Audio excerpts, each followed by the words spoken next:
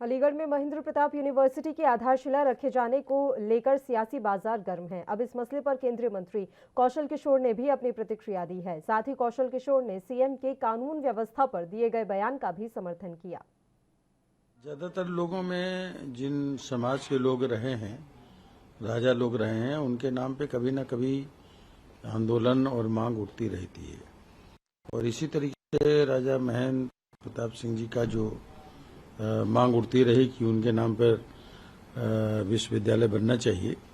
ये लगातार मांग जनता में उठती रही, चूंकि वो राजा तो सबका होता है, लेकिन चूंकि वो जाट समाज के थे, इसलिए जाट समाज में भी इस बात की डिमांड ज्यादा थी और स्वाभाविक तरीके से होनी चाहिए।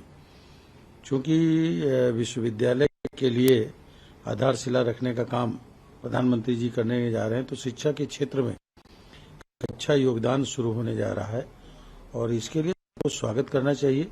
किसी को भी इस पे आपत्ति नहीं होनी चाहिए। और जो लोग भी आपत्ति कर रहे हैं वो शिक्षा के संबंध में आपत्ति करने का काम कर रहे हैं कि लोगों को शिक्षा न मिले, क्योंकि जो यूनिवर्सिटी खुलेगी उसमें सभी वर्ग, सभी समाज के लोग शिक्षा ग्रहण करने का काम करेंगे।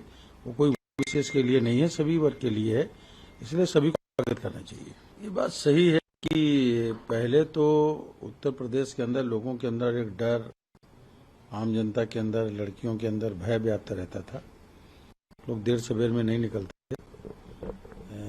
कुछ घटनाएं किसी के साथ हो सकती हैं पर्टिकुलर रंजिश की वजह से, वो एक अलग चीज है। लेकिन उत्तर प्रदेश के अंदर जब से योगी जी की सरकार आई तो जो भी अपराधी थे उनके अंदर एक भय व्याप्त हुआ।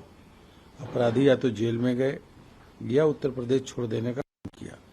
और जिन लोगों ने अपना पुलिस से मुठभेड़ लेने का काम किया, उन लोगों के मुठभेड़ में या तो वो ऊपर चले गए या जेल चले गए। तो आज उत्तर प्रदेश के अंदर कानून व्यवस्था का अगर देखें तो ठीक एक सुशासन तरीके की व्यवस्था है वहां पर। और लड़कियों और आम आदमी में, बिल्कुल साधारण आदमी में भी इस तरह का कोई डर व्याप्त नहीं है। रात में मैं देखता हूं कि अगर किसी को कोई प्रॉब्लम होती तो 112 नंबर फोन को पुलिस मिला देते हैं, 100 नंबर मिला देते हैं, और कोई झिझकता नहीं है। इस तरीके का लोगों के ऊपर विश्वास बढ़ा है। जो है बेटी बचाओ बेटी पढ़ाओ का तो हमारे केंद्र सरकार का ये आयोजन है, नीति थी, रही है। लेकिन उत्तर प्रदेश के अंदर बड़े पैमाने पे जैसे कि महिलाओं को स्वयं सहायता समूह है, उन स्वयं सहायता समूह को जो राशन की दुकानें होती हैं उनको देना, उनको अलग से सुविधाएं देना और उनको उनका बिजनेस बढ़ाना, उनको आर्थिक रूप से मजबूत करना, ये सारी इस तरह की योजनाएं लागू करने का काम हमारी प्रदेश सरकार में कर रही है। और सबसे बड़ी बात है कि अगर महिलाएं जैम बनाने का, मुरब्बा बनाने का, अचार बनाने का या मधुमक्खी पालन का काम करते हैं, 1 लाख रुपए तक अनुदान भी देने का काम हमारी सरकार कर रही है।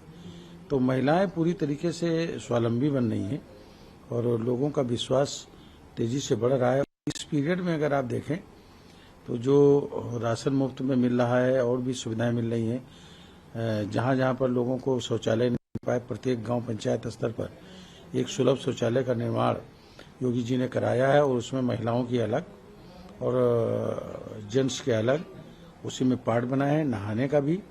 और